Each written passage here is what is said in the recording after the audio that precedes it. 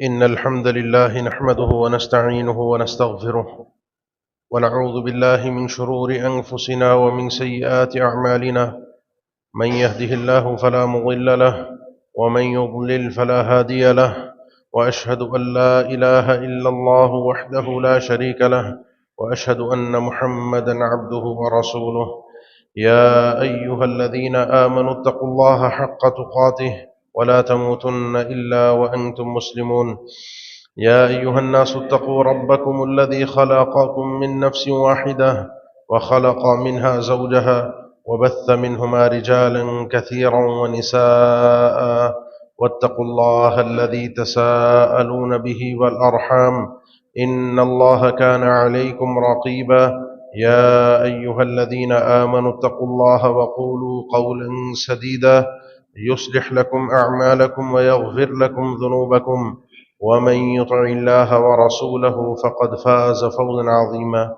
أما بعد، فإن أصدق الكلام كلام الله، وخير الهدي هدي محمد صلى الله عليه وسلم، وشر الأمور محدثاتها، وكل محدثة بدعة، وكل بدعة ضلالة، وكل ضلالة في النار.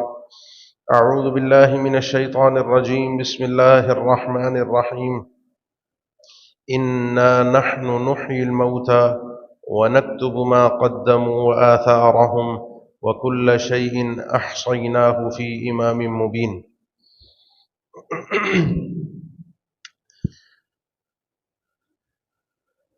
سورہ یاسین کی یہ آیت آپ کے سامنے پڑھی. اللہ تعالیٰ کا ارشاد، انا نحن نحیی الموتى، ہم ہی ہیں. یہ جو ہم اللہ تعالیٰ نے استعمال کیا میں کے بجائے، جمع کا لفظ، یہ اپنی تعظیم، اپنی شان اس معاملے میں خاص طور پر جو ذکر ہو رہا ہے. ہم ہی ہیں جو مردوں کو زندہ کریں گے، مرے ہوئے لوگوں کو دوبارہ اٹھائیں گے. وَنَكْتُبُ، اور ہم ہی ہیں جو لکھتے ہیں، ما قدموا، جو بھی یہ لوگ آگے بھیجتے ہیں، کام کرتے ہیں دنیا میں، عمل کرتے ہیں، نیکیاں کرتے ہیں، گناہ کرتے ہیں، یہ سب ہم لکھتے ہیں. وآثارہم، اور ان کے نشانات کو بھی ہم لکھتے ہیں کہ ان کے دنیا سے جانے کے بعد ان کے کیے ہوئے کام، نیکیوں برائیوں کی شکل میں اس کے کیا نتائج، دنیا پر کیا اثرات مرتب ہو رہے ہیں.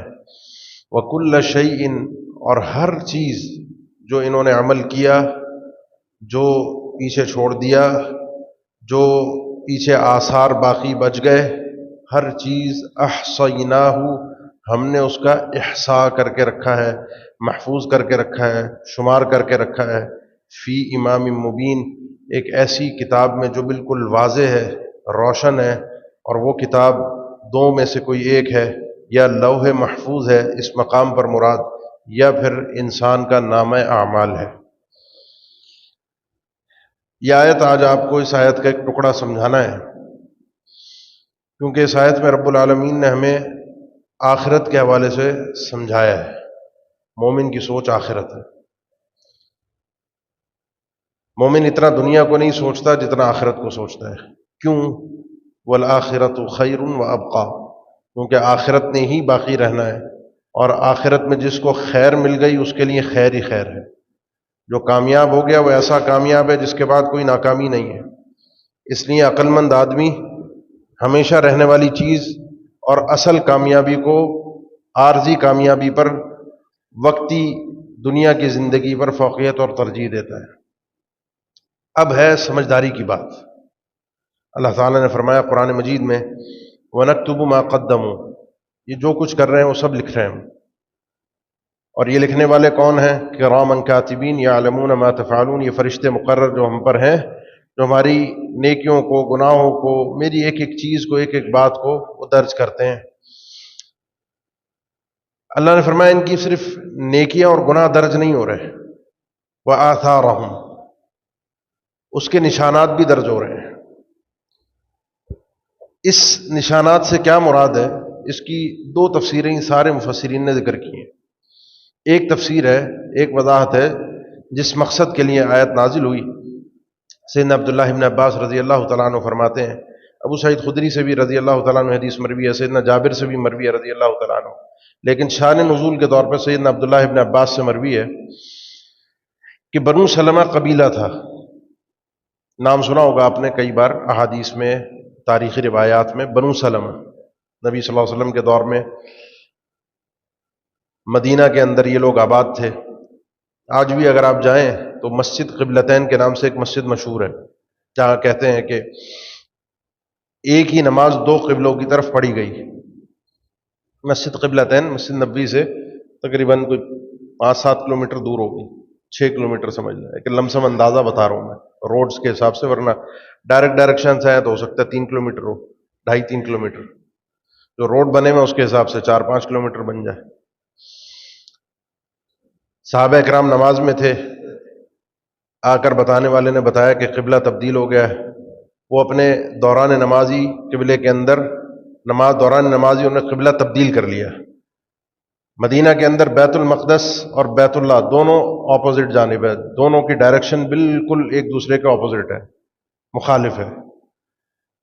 یہ واقعہ مسجد قباء میں بھی ہوا تھا، اور صحیح بخاری وغیرہ میں مسجد قباء کے الفاظ ہیں کہ مسجد قباء میں بھی لوگ نماز پڑھ رہے تھے، اور وہاں پر آ کر کسی نے، وہ حالت رکوع میں تھے، ان کو آ کر کسی نے آواز دے کر بتایا کہ قبلہ تبدیل کر دیا گیا ہے، اب قبلہ بیت اللہ ہے.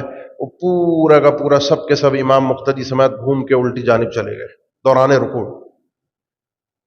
یہ واقعہ مسجد قبلتین کا بھی ہے، اسی لیے اس کو دو قبلوں والی مسجد کہا جاتا ہے. یہ اصل میں بعد میں اس کا نام پڑا، ورنہ اس کا نام تھا مسجد بنی سلمہ. اس مسجد کا نام تھا مسجد بنی سلمہ. یہ انہی کے بنو سلمہ قبیلے کی مسجد تھی، یہاں پر یہ نمازیں وغیرہ پڑھتے تھے. اور جمعے کے دن یا کسی نے ویسے کوئی نماز پڑھنی ہے اللہ کے نبی صلی اللہ علیہ وسلم کے ساتھ تو وہ چل کر آ جاتا تھا. جمعے میں خاص طور پر جامع مسجد اللہ کے نبی صلی اللہ علیہ وسلم کی تھی، یہاں پر خصوصی طور پر لوگ آتے تھے عید پڑھنے، جمعہ پڑھنے، وہ مسجد نبی میں حاضری ہوتی تھی ساری. اب یہاں پر بعض نمازوں میں چل کر بھی آتے تھے. اب 3 کلومیٹر، 3.5 کلومیٹر، 4 کلومیٹر کو پیدل چل کے آ رہے ایک نماز کے لیے، 2 نماز کے لیے، نماز پڑھ رہے، 1 پڑھی 2 پڑھی، پھر واپس چل کے جا رہا ہے. تو سیدنا جابر فرماتے ہیں کہ اللہ کے نبی صلی اللہ علیہ وسلم کے زمانے میں مسجد نبی کے پاس کچھ علاقہ خالی ہوا، زمین خالی ہوئی، تو بنو سلمہ قبیلے نے چاہا کہ پورا کا پورا قبیلہ اٹھ کر اس جگہ پر شفٹ ہو جائے. کیوں؟ تاکہ اللہ کے نبی صلی اللہ علیہ وسلم کا قرب مل جائے گا، مسجد نبی میں ڈیلی نماز مل جائے گی. آپ صلی اللہ علیہ وسلم کے علم میں بات آئی تو آپ صلی اللہ علیہ وسلم نے ان کو بلوایا اور فرمایا کہ میں نے سنا ہے کہ تم لوگ منتقل ہونا چاہتے ہو اپنے علاقے کو چھوڑ کر یہاں پر. اس کے پیچھے ایک اور بھی وجہ ہے. آپ صلی اللہ علیہ وسلم نے ان کو منع کر دیا، دیارکم تکتب آثارکم، اپنے گھروں میں جہاں ٹھہرے ہو، جو تمہارا محلہ علاقہ ہے وہیں پر رہو، وہاں سے یہاں آنے کی ضرورت نہیں ہے.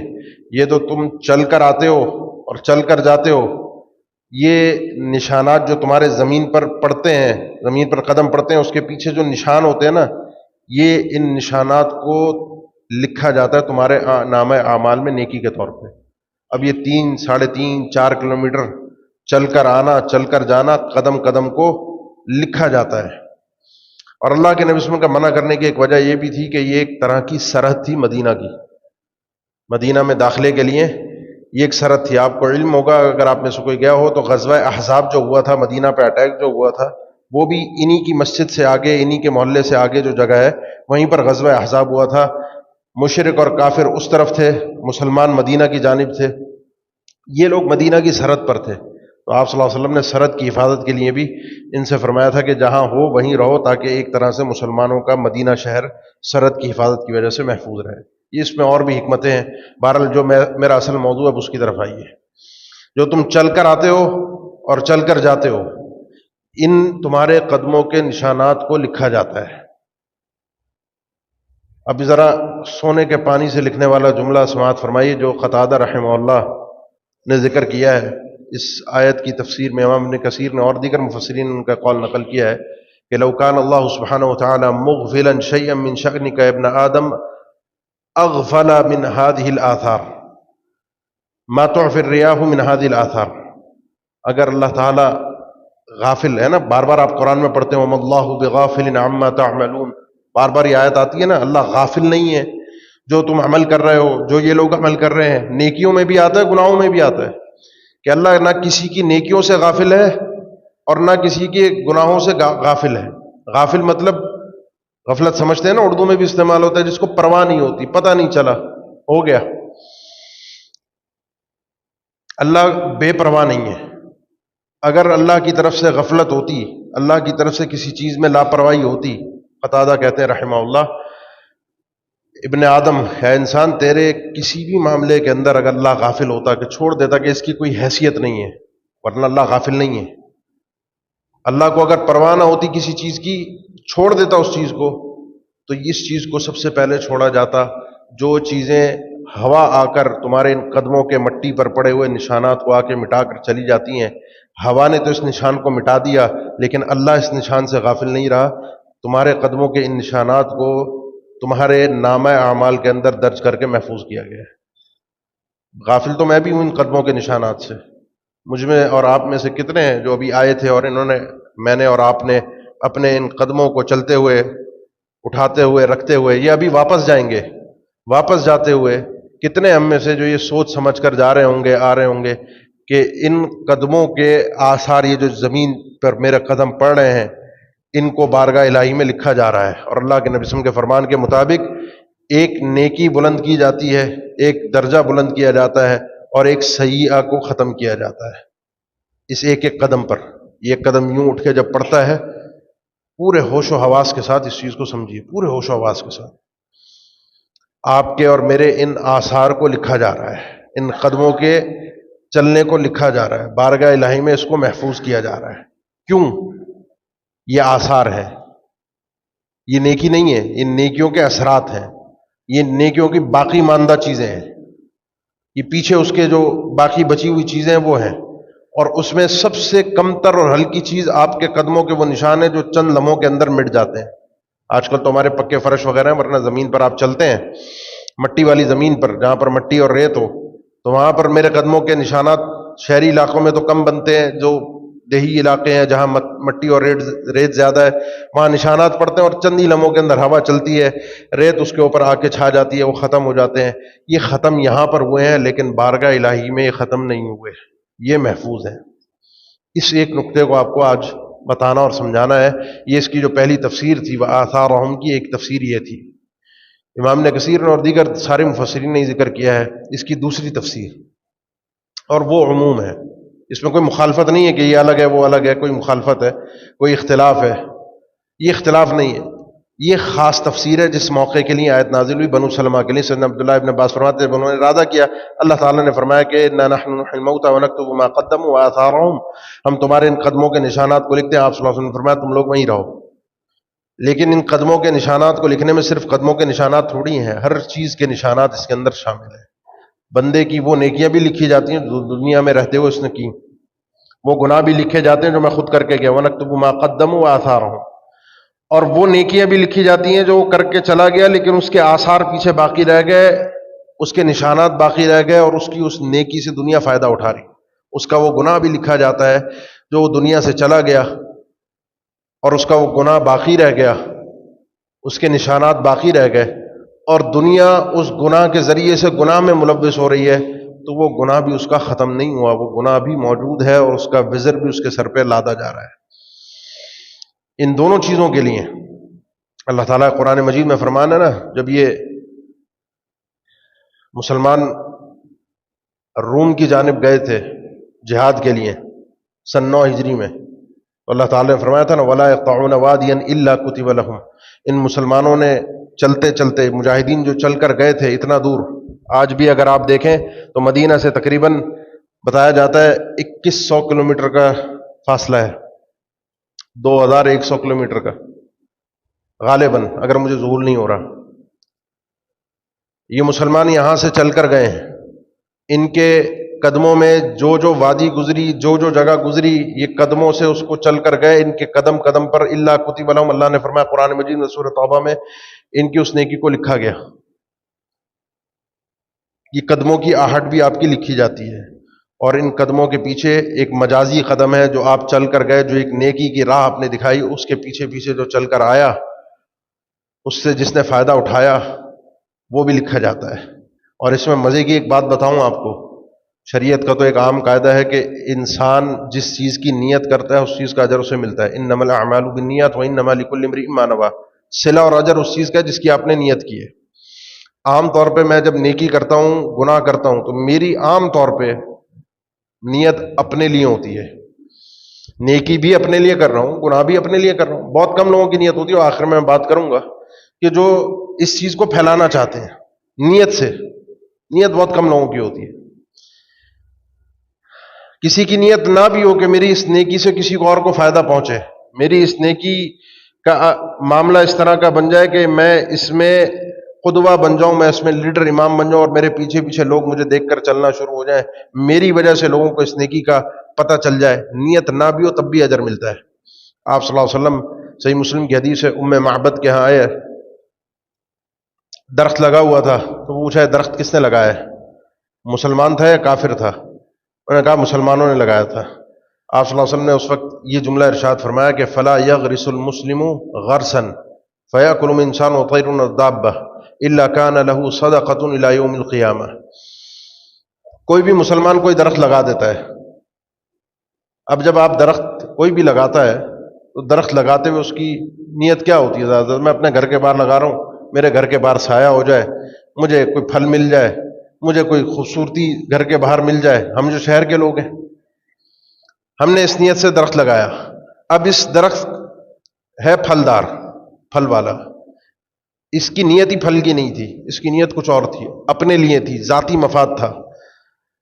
جب تک یہ درخت اس زمین کے اوپر موجود ہے، کوئی بھی انسان اس کا پھل کھائے گا، کوئی پرندہ آ کر کھائے گا، چڑیا، کبوتر، چیل، کوئی جانور آ کے اس کا پھل توڑے گا، کھائے گا، کوئی کیڑا مکوڑا آ کے کھائے گا اس درخت سے۔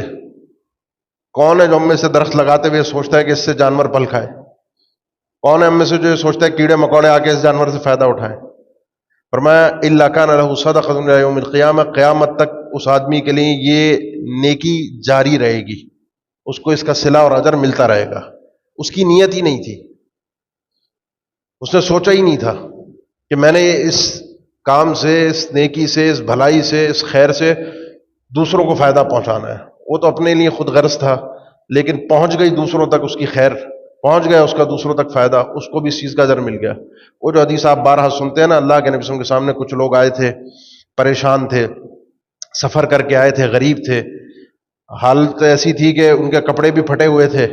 اللہ کے نبی صلی اللہ علیہ وسلم نے ان کو دیکھا، ویسے آپ صلی اللہ علیہ وسلم نارمل محفل میں بیٹھے ہوئے بات چیت کر رہے تھے، لیکن ان کو دیکھ کر آپ کے چہرے کا رنگ اڑ گیا، آپ کے اپنے چہرے پہ تاثرات اچھے نہیں تھے۔ اپنے ان مسلمان بھائیوں کی تکلیف کو دیکھ کر اللہ کے نبی صلی اللہ علیہ وسلم کے اندر جو تکلیف ہوئی اس کا اظہار آپ کے چہرے پر ہو گیا۔ ایک نے بھاپا، ایک نے سمجھا، اور یہ سمجھ جس کو اللہ تعالیٰ دے دے توفیق ہوتی ہے۔ نیکی کی توفیق ہر ایک کو اس طرح سے ملا نہیں کرتی۔ وہ اٹھا، وہ تو اپنی نیکی کی غرض سے گیا، اس نے جا کر لے کر آیا ایک کھجور کا ٹوکرا، ڈبہ، کوئی بھی چیز، اس نے لا کر چند کھجوریں اللہ کے نبی صلی اللہ علیہ وسلم کے سامنے رکھ دیں کہ مطلب یہ ان لوگوں کے لیے صدقہ ہے، دور سے آئے ہیں، مسافر بھی ہیں، مستحق بھی ہیں، غریب بھی ہیں، حالت بھی بہت خراب ہے، کچھ کھا لیں گے فائدہ ہو جائے گا۔ اس نے اپنی نیکی کی، لیکن اس کو دیکھا دیکھی لوگوں کو سمجھ میں آیا کہ یہ نیکی کا ٹائم ہے۔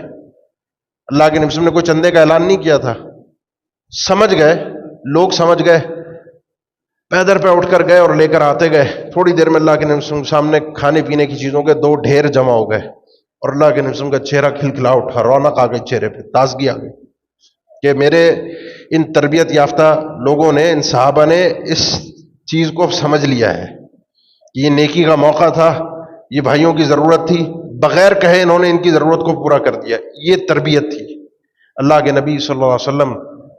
اس موقع پر آپ نے جو تاریخی جملہ ارشاد فرمایا، جو ایک قاعدہ بن گیا، جو اسلام میں من سن فی الاسلام سنۃ حسنۃ فلہ اجرھا واجر من عمل بھا، جو شخص اسلام میں اس طرح کی سنت جاری کرتا ہے، اس طرح کا طریقہ جاری کرتا ہے، یہ ایک نیکی کر کے اس نے دکھائی۔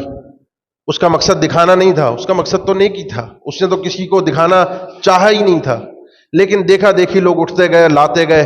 اب اس نے جس نے پہل کی تھی، اس کی پہل کا اجر بھی اس کو ملے گا، لیکن بعد والوں نے جس کو دیکھ کر کیا ان کو ان کی نیکی کا اجر تو ملے گا، لیکن ان کی نیکی کے حساب سے اس کے کھاتے میں بھی اجر آئے گا، کیونکہ نیکی کی راہ دکھانے والا یہ آدمی تھا۔ اس وقت یہ سنت مردہ ہو گئی تھی، اس وقت صدقے کی ایک ضرورت تھی جو مردہ تھی، لوگوں کو سمجھ نہیں آ رہا تھا کہ ہاں صدقہ کرنا ہے، اس نے نیکی کی راہ دکھا دی لوگوں کو۔ اسی طرح گناہ کے متعلق آپ صلی اللہ علیہ وسلم نے فرمایا جو شخص اسلام میں منسن اسلامی سنتن سیئہ، جو شخص سنت سیئہ ایجاد کرتا ہے، برا کام، بری سنت، بدعت، گناہ، اور وہ راستہ لوگوں کو دکھا دیتا ہے، اس کے بعد اس کو پتہ نہیں چلتا کہ میں نے لوگوں کو دکھانا ہے نہیں دکھانا، نیت ہے نہیں ہے، کچھ بھی ہے، لیکن اس کی دیکھا دیکھی اگر یہ گناہ کا سلسلہ جاری ہوا تو اس پر اپنے بھی گناہ کا وزر ہے، ان لوگوں کے اوپر بھی اپنے گناہوں کا وزر اور بوجھ ہے، اور ان کے گناہوں کا بوجھ اس دکھانے والے کے اوپر بھی ہے۔ یہ اللہ کا قانون اور نظام ہے، اس چیز کو اچھی طرح سمجھیں۔ اس لیے نیکی کرتے ہوئے سمجھداری یہ ہوتی ہے کہ انسان تھوڑی دور کی سوچتا ہے، تھوڑی لمبی سوچتا ہے۔ یہ آیت میں نے آج کے خطبے کے لیے چنی اس لیے تھی، آپ کو سمجھانے کے لیے۔ میں بھی پچھلے ہفتے میں ایک پروگرام میں شرکت کا موقع ملا، آپ میں سے اکثریت جانتے ہوں گے، بہت سے احباب شاید نہ بھی جانتے ہوں، ہمارے سندھ کی ایک شخصیت تھی راشدی خاندان کی، شیخ بدیع الدین شاہ راشدی رحمہ اللہ۔ ہم بھی ان کو اتنا نہیں جانتے تھے، ان کی کیا کیا خدمات تھیں علمی طور پر، ان کے تو بارے میں جو لوگوں نے سنا یا لوگوں سے پتہ چلا وہ تو بس ان کے دعوتی کام کا پتہ چلا، فلاں گاؤں گئے، فلاں جگہ رہے، یہاں لیاری میں آ کر رہتے تھے، یہاں تبلیغ کی، لوگوں کو سمجھایا، دین سمجھایا، اور بڑی تڑپ کے ساتھ سمجھایا۔ اور موقع ایسا ہوتا تھا کہ کئی موقعوں پر سندھ کے احوال سے آپ لوگ آج بھی اچھی طرح واقف ہیں، کئی موقعوں پر 2 3 دن ایک گاؤں میں رہتے تھے اور پورے گاؤں کو عقیدہ توحید سمجھا کر آتے تھے۔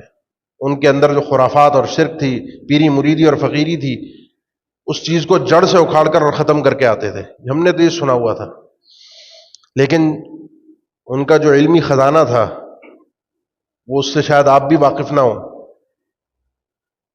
وہ دفن تھا۔ اور یہ صرف ایک شخصیت نہیں، تاریخ کی بے شمار شخصیات ہیں۔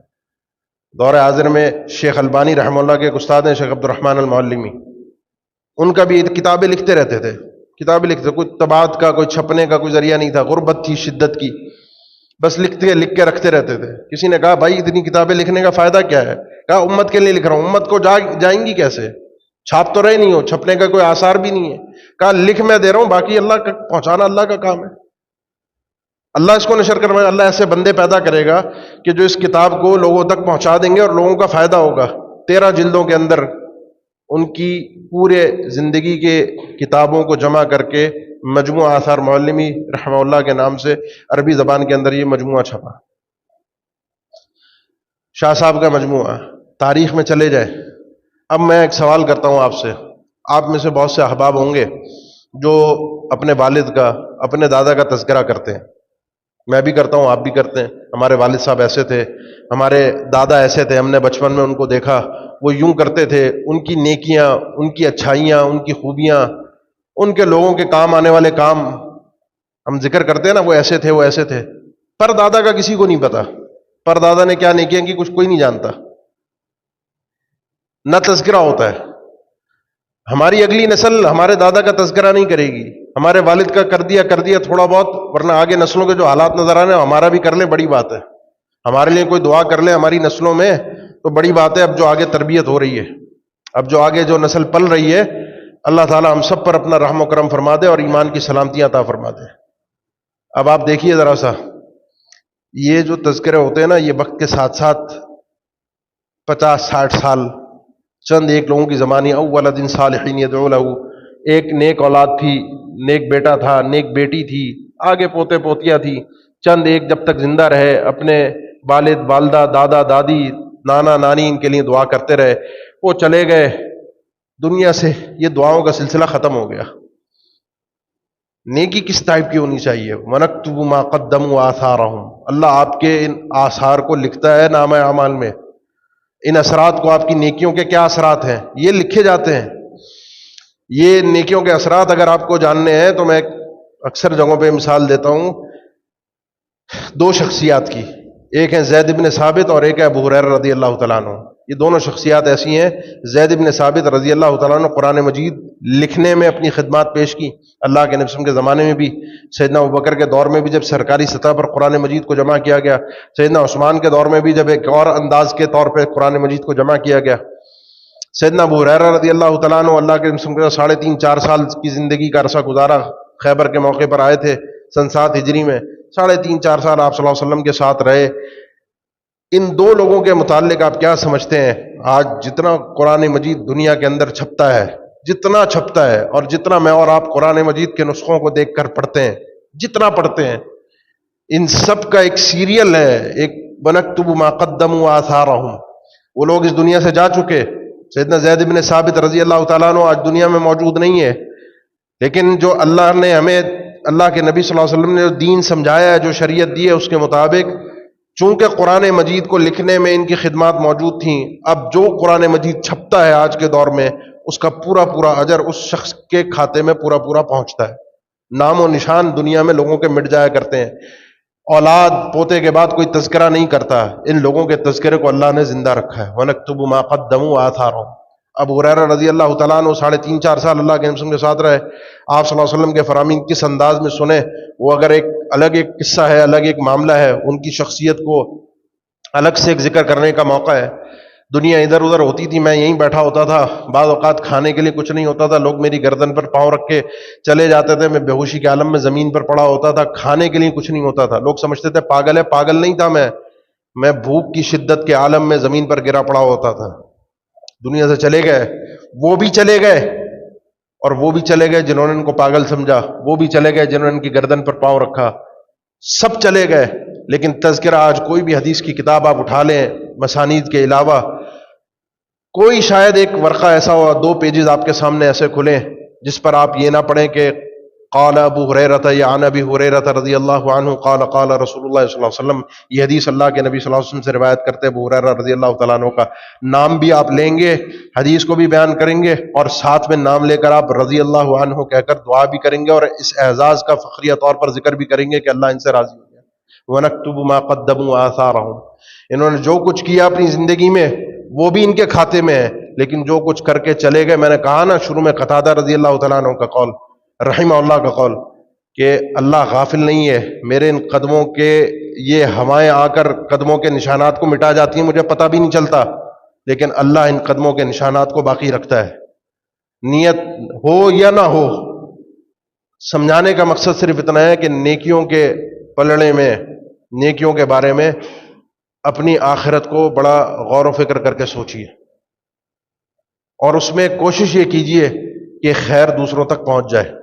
آج کا دور تبدیل ہو رہا ہے. آج کا دور اب یہ فزیکل دور نہیں رہا، ڈیجیٹل دور ہو گیا ہے. آگے اور چینجز آ رہی ہیں. دنیا بہت تیزی کے ساتھ تبدیل ہو رہی ہے.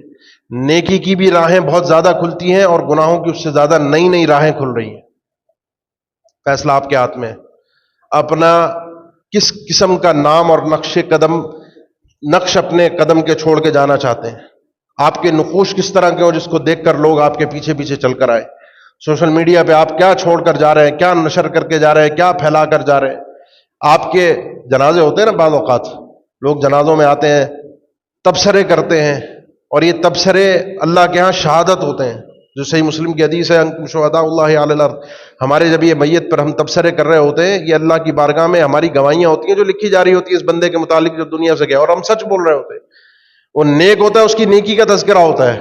وہ برا آدمی ہوتا ہے، کہیں کوئی خاموش ہو جاتا ہے، کہیں کوئی تذکرہ کر ہی دیتا ہے کہ اس کے یہ مسائل تھے، یہ معاملات تھے، اس طرح کا تھا، بدگو تھا. دنیا میں تو ہم چلتے پھرتے بڑے چوڑے ہو کر، بڑے بھرم سے، میرے آگے کوئی بول نہیں سکتا، میرے آگے کوئی ٹھہر نہیں سکتا، میرے آگے کوئی کسی کی چل نہیں سکتی، میں کسی کو باتوں میں جیتنے نہیں دیتا.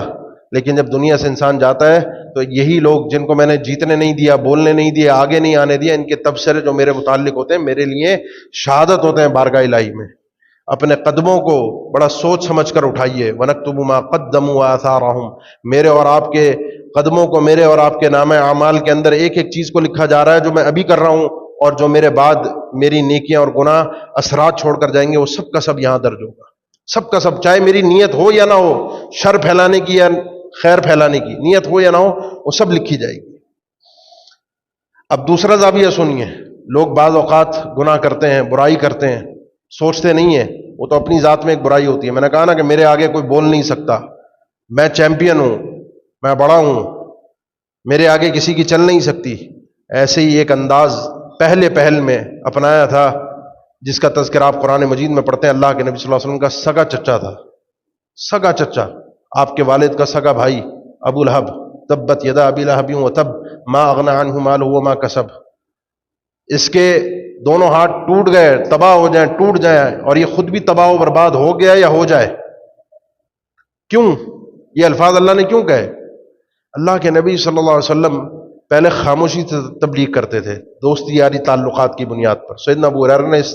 سیدنا ابو بکر نے رضی اللہ تعالیٰ نے اس دوستی یاری میں بہت سے لوگوں کو اسلام میں داخل کروایا. تعلقات تھے. عشرہ مبشرہ کا نام سنتے ہیں نا، 10 جنتی صحابہ، ان میں سے 6 مسلمان سیدنا ابو بکر رضی اللہ عنہ کے ذریعے ہوئے تھے. ان کی نیکیاں، وہ خود جنتی بن گئے. ان کی نیکیوں کو، ان کو نیکی کی راہ دکھانے والا یہ سیدنا ابو بکر صدیق تھے رضی اللہ تعالیٰ عنہ. اپنے تعلقات، اپنی دوستیاں اس کام میں انہوں نے استعمال کی. 3 سال آپ صلی اللہ علیہ وسلم اسی طرح تبلیغ کرتے تھے، جان پہچان کی بنیاد پر، رازداری کی بنیاد پر. اللہ نے یہی آرڈر دیا تھا. تو سیدنا ابو بکر صدیق کا سوچئے، وہ تو جو عشرہ مبشرہ میں 6 اور بھی ہیں، ان کی اپنی نیکیاں اپنی ہیں. ان کو نیکی کی راہ دکھانے والا جو آدمی تھا اس کے اجر کا سوچئے. اور اس سے بڑھ کر اللہ کے نبی صلی اللہ علیہ وسلم جو منبع الخیر تھے، جہاں سے اللہ نے خیر کے چشمے جاری کیے تھے، جہاں سے نیکیوں کی راہیں پھوٹی تھیں. دنیا میں کوئی بھی نیکی کی جاتی ہے اس کا حصہ اللہ کے نبی صلی اللہ علیہ وسلم کے کھاتے میں ضرور جاتا ہے. کوئی بھی نیکی کی جاتی ہے. اللہ کے نبی صلی اللہ علیہ وسلم کو آرڈر ہوا کہ اب آپ نے کھل کر تبلیغ کرنی ہے، آپ نے کھل کر اعلان کرنا ہے اللہ کی توحید کا. آپ صلی اللہ علیہ وسلم صفا پہاڑ پہ کھڑے ہوئے، سب کو جمع کیا اور فرمایا کہ اگر میں تمہیں ابھی یہ کہوں کہ اس پہاڑ کے پیچھے سے کچھ لوگ ہیں، ایک لشکر ہے جو تم پر حملہ آور ہو رہا ہے، تمہیں آ کے ابھی تہس نہس کر کے ختم کر دے گا، کیا تم میری بات کی تصدیق کرو گے؟ انہوں نے کہا اللہ کے نبی، آپ کو آج تک آپ کا جو ریکارڈ ہے وہ یہی ہے کہ آپ سچے آدمی ہیں، آپ نے کبھی جھوٹ نہیں بولا، اگر آپ یہ کہیں گے تو ہم اس بات کو تسلیم کریں گے. فرمایا یہ چھوٹی بات ہے، اس سے بڑی بات میں کہتا ہوں، اور وہ یہ ہے کہ ایک اللہ کی عبادت کا اقرار کرو. قولوا لا الہ الا اللہ تفلحوا. ایک اللہ کی عبادت جس کو کہا جائے گا وہ ایک اللہ کی ہوگی، ان بتوں کی نہیں ہوگی، نظر و نیاز ان کی نہیں ہوگی، توکل ان پر نہیں ہوگا، بھروسہ ان پر نہیں ہوگا. اللہ کے علاوہ جس چیز کو عبادت کہا جاتا ہے وہ کسی اور کی ہو ہی نہیں سکتی. نہ دل میں تعظیم، نہ احترام، نہ قربانی، نہ نظر و نیاز، نہ دعا، نہ توکل، نہ بھروسہ، کچھ نہیں ہو سکتا صرف سوائے ایک اللہ کے. سب سے پہلے جس شخص نے اللہ کے نبی صلی اللہ علیہ وسلم کے متعلق، کسی کی ضرورت نہیں تھی، کیونکہ پہلے ابھی ایک جملہ تھا کہ آپ کو ہم نے صادق پایا ہے، آپ سچے آدمی ہیں، جھوٹے نہیں ہیں. اب کسی میں ضرورت نہیں تھی کہ اس بیانیے کو توڑ سکے، اس بات کو غلط ثابت کر سکے. پہل جس شخص نے گفتگو کی وہ آپ کے اپنے گھر سے، آپ کا اپنا چچا تھا. اکڑ میں وہی مزاج ہوتا ہے نا کہ میرے آگے کون بول سکتا ہے. مزاج بڑا تھا، لیڈر تھا اپنے علاقے کا، نواب تھا، چودھری تھا. تبن لک، اس نے اللہ کے نبی کو یہ کہا تبن لک، برباد ہو، ہلاک ہو تو. وہی جملہ جو اللہ نے اس کے لیے استعمال کیا، تبت یدا ابی لہب وتب تبن لک یا محمد. اس نے بھی اللہ کے نبی کو یہی کہا تھا کہ برباد ہو، ہلاک ہو، تو نے ہمارے سارے کام کا چھڑوا کے اس بات کے لیے ہمیں جمع کیا تھا. اب یہاں سے جو اس نے گناہ کی راہ کھولی، جو لوگوں کو جرت دلوائی کہ گالیاں دینے کا طریقہ یہ ہے، برا کہنے کا طریقہ یہ ہے، مخالفت کرنے کا طریقہ یہ ہے، جس نے کرنی ہے کھل کر کرے، ہم اپنے اس کے ساتھ نہیں ہیں، غیر کسی کو ڈرنے کی ضرورت نہیں ہے. وہ گناہ کی راہ جب دکھائی، وہ مخالفت کی راہ جب دکھائی، تو اللہ نے فرمایا کہ وہ تو تبت یدا ابی لہب وتب، یہ برباد ہوگا. اور اللہ کے نبی کو جس نے کہا تبا لگا محمد، تو یہ تو بھول جائے، انا اعطیناک الکوثر، ہم آپ کو ایسی خیر کثیر عطا کریں گے کہ دنیا دیکھتی رہ جائے گی. وہ خیر کثیر ہم نے کسی کو نہیں دی ہوگی. وہ آدمی دنیا سے چلا گیا، ابو لہب دنیا سے چلا گیا، لیکن دنیا کو گناہ کی راہ دکھا کر گیا. یہ گناہ کی راہ جب انسان دکھاتا ہے، لِيَحْمِلُوا أَوْزَارَهُمْ كَامِلَةً يَوْمَ الْقِيَامَةِ وَمِنْ أَوْزَارِ الَّذِينَ يُضِلُّونَهُمْ بِغَيْرِ عِلْمٍ أَلَا سَاءَ مَا يَزِرُونَ. سورہ نحل کی آیت. یہ لوگ اپنے گناہوں کا بھی بوجھ اٹھائیں گے اور ان کے گناہوں کا بھی بوجھ اٹھائیں گے جن کو انہوں نے گمراہ کیا، جن کو انہوں نے برائی کی راہ دکھائی، گناہ کا راستہ دکھایا، غلط راستہ دکھایا، غلط باتیں دکھائیں، ان کے گناہوں کا بوجھ بھی ان کے سر پہ لادا جائے گا. آپ صلی اللہ علیہ وسلم کا جو فرمان ہے کہ دنیا کے اندر کوئی بھی انسان اگر مظلوم قتل ہوتا ہے، مظلوم جس کو قتل کیا جائے ناحق، الا کان علی ابن آدمی کفل منہا، آدم علیہ السلام کا جو پہلا بیٹا تھا جس نے قتل کیا تھا، وَاتْلُ عَلَيْهِمْ نَبَأَ بَنِي آدَمَ بِالْحَقِّ، دو بھائیوں کا آپس میں جھگڑا ہوا، چھٹے پارے میں اللہ نے تذکرہ کیا ہے۔ دنیا کو نہیں پتا تھا کہ مخالفت ہوتی ہے، دنیا کو نہیں پتا تھا کہ اپنی مخالفت کا انتقام اس انداز میں بھی لیا جا سکتا ہے کہ انسان کسی کو مار دے، جان سے ختم کر دے، قتل کر دے۔ دنیا نہیں جانتی تھی، دنیا کو یہ تصور پیش کرنے والا یہ پہلا آدمی تھا۔ اب رہتی دنیا تک کوئی بھی انسان مظلوم قتل ہوگا اس ایجاد کی وجہ سے، لِأَنَّهُ أَوَّلَ مَنْ كَانَ سَنَّ الْقَتْلِ، یہ آدمی پہلا وہ آدمی تھا جس نے اس قتل کی سنت کو، اس قتل کے طریقے کو دنیا کو سکھایا تھا اور ایجاد کیا تھا۔ کوئی بھی قتل ہوگا اس کے کھاتے میں وزر آئے گا۔ اب سوچئے بد نصیبی کا عالم، آدم علیہ السلام کا بیٹا کب سے آج تک قیامت تک جو بھی مظلوم قتل ہوگا اس کے کھاتے میں جائے گا، کیونکہ اس نے دنیا کو بتایا تھا قتل ایسے ہوتا ہے۔ آپ بھی فیصلہ کر لیجئے، آپ بھی سوچ لیجئے۔ میں نے شروع میں بات کی تھی، بہت سے احباب بعد میں آئے، اور یہ بعد میں آنے کا جمعے میں نقصان ہوتا ہے۔ یہ جمعہ جو ہے وہ آپ لوگوں کی نصیحت اور فائدے کے لیے ہوتا ہے، سیکھنے کے لیے ہوتا ہے۔ ہفتے میں ایک دن شریعت نے اس کو لازمی قرار دیا ہوتا ہے۔ کوشش کیا کریں کہ سارے کام کاج چھوڑ کے اذان سے پہلے مسجد آ جایا کریں، کوشش یہ کیا کریں۔ کچھ نہیں ہوتا، ہم آدھے گھنٹے پونے گھنٹے کی بات ہوتی ہے آپ کی بھلائی کے لیے پورے ہفتے کے لیے۔ باقی اس کے علاوہ پورے ہفتے میں کوئی بھی نصیحت ہو آپ پر لازمی نہیں ہے بیٹھیں۔ کوئی مسجد کا درس ہے، کہیں کوئی تعلیم قرآن ہے، کہیں کوئی اور گفتگو ہے، آپ پر لازمی نہیں ہے، یہ شریعت نے لازمی قرار دیا ہے۔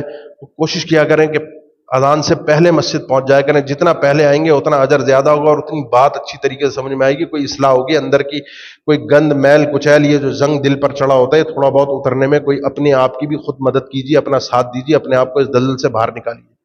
تو شروع میں نے بات عرض کی تھی کہ مومن آخرت کی سوچتا ہے، آخرت پر اس کی نظر ہوتی ہے، اور آخرت میں کس طریقے سے میں نے بڑے اچھے انداز میں کامیاب ہونا ہے۔ اپنے اثرات اچھے چھوڑ کر جائیے، کیونکہ اللہ کی بارگاہ میں آپ کی نیکیاں بھی ہیں، آپ کے گناہ بھی ہیں، ان کے نقوش بھی ہیں، ان کے اثرات بھی ہیں کہ پیچھے امت کے لیے آپ نے کیا خیر چھوڑی ہے اور کیا برائی چھوڑی ہے۔ اللہ تعالیٰ مجھے اور آپ کو سمجھنے کی اور عمل کی توفیق عطا فرمائے۔ اقول قولی ھذا واستغفر اللہ لی ولکم وآخر دعوانا الحمد للہ رب العالمین۔ ان الحمد لله نحمده ونستعينه ونستغفره ونعوذ بالله من شرور انفسنا ومن سيئات اعمالنا، من يهده الله فلا مضل له ومن يضلل فلا هادي له، واشهد ان لا اله الا الله وحده لا شريك له واشهد ان محمدا عبده ورسوله۔ سنن ابن ماجہ میں اللہ کے نبی صلی اللہ علیہ وسلم کا فرمان ہے کہ لوگوں میں کچھ لوگ ایسے ہوتے ہیں جن کو اللہ تعالیٰ مفتاحا للخیر ومغلاقا للشر، ان من الناس من جعله الله مفتاحا للخیر ومغلاقا للشر۔ کچھ لوگ ایسے ہوتے ہیں کہ اللہ تعالیٰ خیر کی ان کو چابی بناتا ہے اور شر، برائی، گناہ ان کے دروازے بند کرنے کے لیے ان کو مغلاق بنا دیتا ہے۔ اور کچھ لوگ اس کے برعکس ہوتے ہیں کہ جن کو اللہ تعالیٰ خیر کے دروازے بند کرنے والا بنا دیتا ہے اور ان کے ذریعے سے برائی اور شر کے دروازے کھلتے ہیں۔ دروازے کھلنے کا مطلب، مفتاح چابی کا مطلب یہ ہوتا ہے کہ دروازہ کھول دیا، اب پیچھے بہت سے لوگ آئیں گے۔ اللہ کے ہاں نیکیوں کے بھی خزانے ہیں، خیر کے بھی خزانے ہیں اور شر کے بھی خزانے ہیں۔ ان خزانوں میں سے کوئی ایک خزانہ ڈھونڈیے اور خیر کا خزانہ ملے، کوشش کریں میں کھول دوں تاکہ پیچھے لوگ آتے رہیں اور میرے لیے صدقہ جاریہ بنتا رہے۔ اور اگر کہیں کوئی شر کا دروازہ، برائی کا دروازہ نظر آئے، کوشش کریں کہ اللہ مجھ سے اس دروازے کو بند کروا دے، اس چابی سے میں اس کو لاک کر دوں تاکہ میرے بعد کوئی بھی اگر آئے تو اس دروازے سے اس برائی میں داخل نہ ہو سکے۔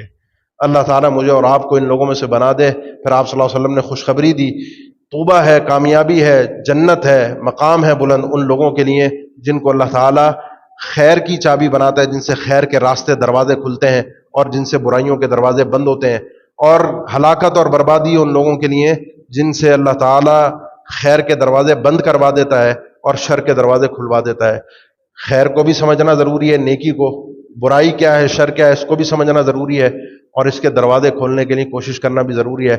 بدعات کو ایجاد نہیں کرنا، نیکی نیکی ہی ہوتی ہے، اس نیکی کا نیا طرز، نیا انداز، نیا اسلوب کہ اللہ مجھے اس موقع پر توفیق دے دے میں کسی کو نئی نیکی کی راہ دکھا سکوں، نئی نیکی کی راہ سمجھا سکوں۔ اللہ تعالیٰ مجھ پر اور آپ پر اپنا رحم و کرم فرمائے۔ بہت سے بھائیوں نے دعا کے لیے کہا ہے، مریض ہیں، اللہ تعالیٰ ان سب کو شفا، صحت اور عافیت والی زندگی عطا فرما دے۔ کراچی شہر میں اس وقت بڑی وبا اور بیماری پھیلی ہوئی ہے، بخار کافی لوگوں کو ہے، اللہ تعالیٰ سب کو صحت اور عافیت والی زندگی عطا فرما دے۔ اللهم صل على محمد وعلى آل محمد كما صليت على إبراهيم وعلى آل إبراهيم إنك حميد مجيد. اللهم بارك على محمد وعلى آل محمد كما باركت على إبراهيم وعلى آل إبراهيم إنك حميد مجيد. عباد الله، إن الله يأمر بالعدل والإحسان وإيتاء ذي القربى وينهى عن الفحشاء والمنكر والبغي يعظكم لعلكم تذكرون. فاذكروا الله الجليل يذكركم واشكروه على آلائه ونعمه يزدكم ولذكر الله أكبر والله يعلم ما تصنعون.